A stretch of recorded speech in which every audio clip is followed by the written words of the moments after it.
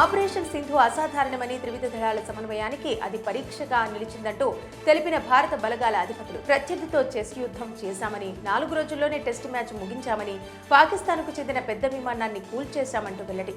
Operation Sindoor సరికొత్త ప్రయాణమని ఇది ఆరంభం మాత్రమేనని సైన్యాధిపతి స్పష్టం.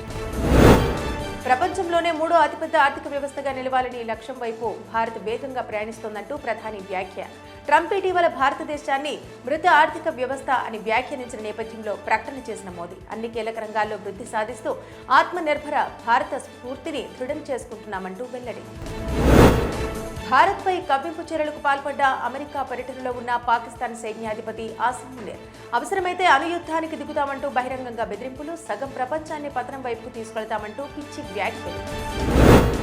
ఈక్వెడార్లో కాల్పులకు తెగబడ్డ దుండగులు. ఈ కాల్పుల్లో 8 మంది మృతి, మరో 3కి గాయాలు. బాధితులందరూ 20 నుంచి 40 ఏళ్లలోపే వారినని తెలిపిన పోలీసులు. తుర్కియాలో సంభవించిన భూకంపం ఆదివారం సాయంత్రం 6.1 తీవ్రతతో నమోదు. సింధూరికి పట్టణంలో భూకంప తీవ్రతకు దాదాపు 16 భవనాలు కూలిపోయినట్టు స్థానిక మీడియా వెల్లడి. భూకంపం దాటికి 29 మందికి తీవ్ర గాయాలైనట్టు అధికారుల సమాచారం.